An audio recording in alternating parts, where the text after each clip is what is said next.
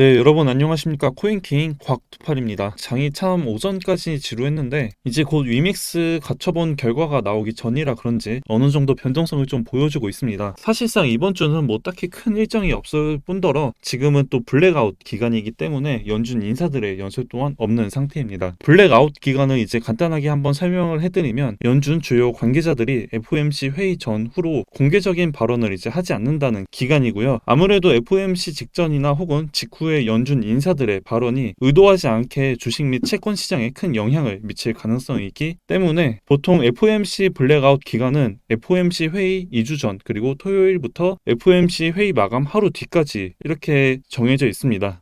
이제 제 텔레그램 방에 올려드린 일정만 봐도 이번 주는 별다른 이슈가 없습니다. 그나마 중요한 건 이제 내일 미국의 신규 실업 수당 청구 건수가 밤 10시 30분에 발표를 하는데 이건 뭐 매주 발표를 하기 때문에 추세가 반전될 만한 변동성은 이제 기대하지 않고 있고요. 그 다음 9일 금요일 밤에 미국의 생산자 물가 지수가 발표됩니다. 이 생산자 물가 지수 같은 경우에도 시장의 변동성은 항상 줬었기 때문에 이제 관심 있게 봐야 되는 일정이라고 생각을 하고 있고 예측치보다 낮게 나와야 아무래도 당장 다음 주 15일인 12월 FOMC 금리 인상 때 50bp의 가능성을 좀 더 높게 봐서 시장은 호재로 받아들이지 않을까라고 생각을 합니다. 자, 그 다음으로 굉장히 중요한 일정이 다음 주에 같이 진행이 됩니다. 바로 13일에 발표하는 미국의 CPI 소비자 물가 지수인데요. 아직도 일주일이나 남은 상태에서 굳이 왜 지금 강조를 하냐면 이 15일 FOMC 금리 인상을 하기 전 회의에 들어가는 첫날에 CPI를 발표할 예정이기 때문입니다. 그래서 이번 CPI는 더욱더 중요하다 볼 수가 있고 요즘 적중률이 굉장히 높은 클리블랜드 연준의 인플레이션 나우 캐스팅인데요. 우선 11월 헤드라인은 CPI는 전년 대비 7.49% 그리고 전월 대비로는 0.47%이고요. 그 다음 11월 근원 CPI는 전년 대비 6.26% 그리고 전월 대비 0.51%입니다. 이게 저번 11월에 발표된 10월의 소비자 물가 지수 같은 경우 특히나 인플레이션이 잘 잡히고 있다라는 걸 보여줘서 증시는 급등을 했었는데 그게 근원 CPI가 전월 기준 0.3%밖에 증가하지 않았기 때문입니다. 그런데 이번 클리블랜드 연준의 예측은 지난달 대비해 더 높게 나올 거라고 예측을 하고 있는 중이고요. 예측하고 있는 수치는 0.51%인데 현재 월스트리트에서 예측을 하고 있는 수치는 0.4%입니다. 이 평균 예측치보다 높게 예측을 하고 있어서 이 부분이 현재 좀 불안하다라고 볼 수가 있고요. 정리를 하자면 FOMC 중 CPI가 발표되기 때문에 당연히 이 CPI 결과에 따라 시장은 영향에 크게 끼칠 수밖에 없고요. 아직 시간이 많이 남긴 했지만 그래도 어느 정도 미리 그림을 그려놔야 되지 않을까라고 생각을 합니다. 오늘 오랜만에 제 텔레그램 방에서 매매 관점을 공유를 했었습니다. 그동안 이 매매를 제대로 할 시간이 없어가지고 관점 공유를 제대로 잘 못했었는데 오늘 그래도 오랜만에 관점 공유한 게 이제 39% 수익을 봤고요. 제 텔레그램 방에 들어와 계신 분들이라면 이제 다들 아시겠지만 최대한 쉽고 또 가장 기본적인 것들로만 매매를 하고 있습니다. 아마 여러분들이 다 알고 계신 매매 기법과 또 보조 지표들로 사용하고 있어서 이제 이걸로 수익을 보고 있는 걸 이제 공유를 해드리고 있고 개인적으로는 이 매매라는 건 굳이 어렵게 볼 필요는 없다고 생각을 합니다. 저도 처음 차트 공부를 할 때 이제 보조 지표를 10개 이상 막 MACD, 뭐 OBV, CCI 등 이런 걸 다 공부를 해보고 또 연습을 했었는데 결국엔 그냥 저한테 잘 맞고 또 쉽게 할 수 있는 지표들만 사용을 하게 되더라고요. 이제 또 이 지표들을 사용하더라도 저만의 패턴 그리고 흐름 기준이 잡히기 때문에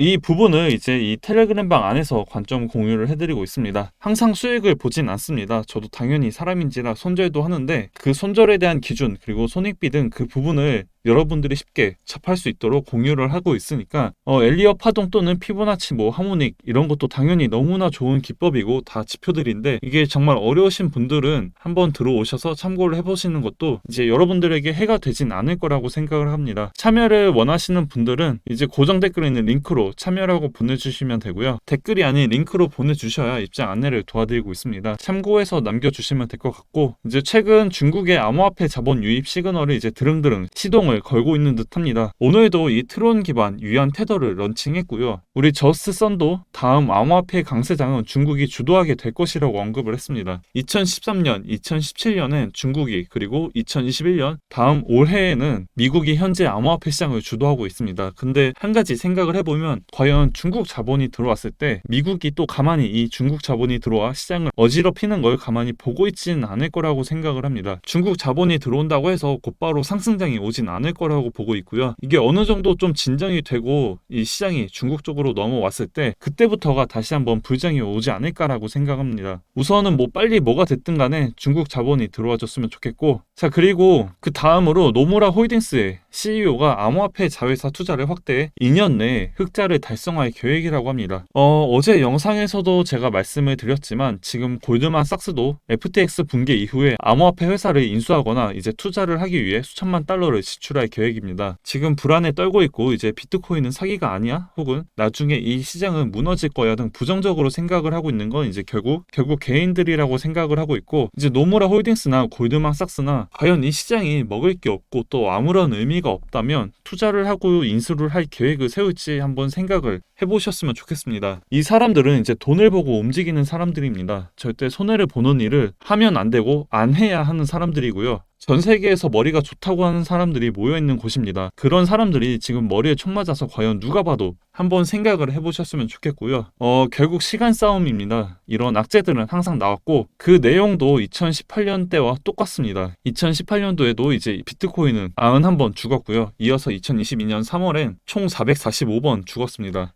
계속 반복됩니다. 똑같은 악재로 개인 투자자들의 투심과 멘탈을 흔들고 그로 인해 나온 물량은 또 밑에서 흔히 우리가 말하는 세력, 고래, 기관들이 다 받고 있습니다. 어떤 투자든 투심 멘탈을 어떻게 관리하면서 버티냐의 싸움이라고 생각을 합니다. 이 삼성이라는 기업이 어디 중소기업이라서 지금 주가가 고점 대비 거의 반토막이 났을까요? 지금은 비트코인뿐만 아니라 전 세계 웬만한 위험자산 시장은 다 위기입니다. 이제 여기서 앞으로 어떤 투자를 하냐가 이후 3년에서 4년 뒤에 모습이 보이는 거라고 생각을 하고요. 그때 가서도 오른 다음에 주식이나 암호화폐를 사는 똑같은 일을 반복할 수는 없다고 생각을 합니다. 다들 많이 지쳐있는 상황이실 텐데 좀 더 같이 힘을 내서 견뎌냈으면 좋겠고요. 아마 이번 달 가장 궁금한 건 FOMC 다음으로 과연 산타 랠리가 올 것인지 또는 안 올 것인지, 이게 가장 궁금하실 거라고 생각을 합니다. 12월은 산타 랠리가 이제 본격화되는 당연한 말이긴 하지만 가장 주목받는 달이기도 하고요. 특히 제 뇌피셜이 아니라 과거의 데이터를 역대 평균에 따르면 1월부터 12월 달 중에서 증시가 가장 잘 오른 달이기도 합니다. 12월 한 달 중에서도 이제 15일 이후 산타 랠리가 본격화되는 시점이고, 우연치 않게도 이제 이번 FOMC 금리 인상 발표는 12월 15일입니다.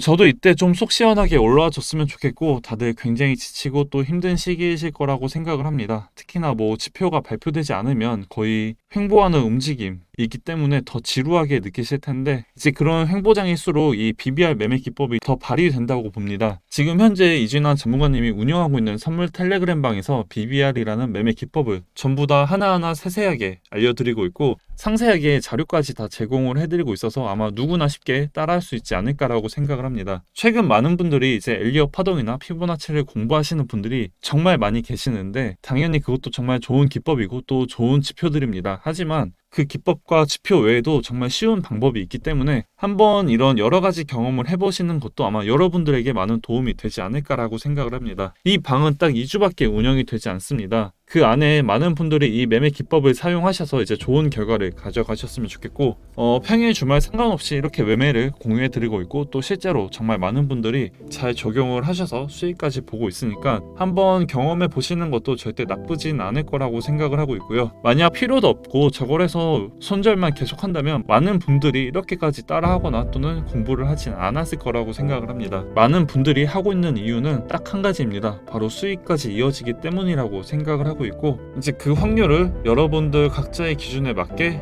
높여 나가면 이제 충분히 여러분들의 매매 기법이 하나가 되지 않을까라고 생각을 합니다. 이제 참여를 원하시는 분들은 이제 마찬가지로 이제 고정 댓글에 있는 링크로 참여라고 보내주시면 되고요. 제가 준비한 내용은 이제 여기까지입니다. 아직 코인킹 구독과 좋아요를 눌러주지 않으신 분들은 한 번씩 꼭 부탁드리고, 언제나 항상 시청 너무나 감사합니다. 다들 즐거운 저녁 보내시고 내일도 여러분들에게 더 도움이 될 수 있는 내용들 영상 준비해서 찾아뵙겠습니다. 감사합니다.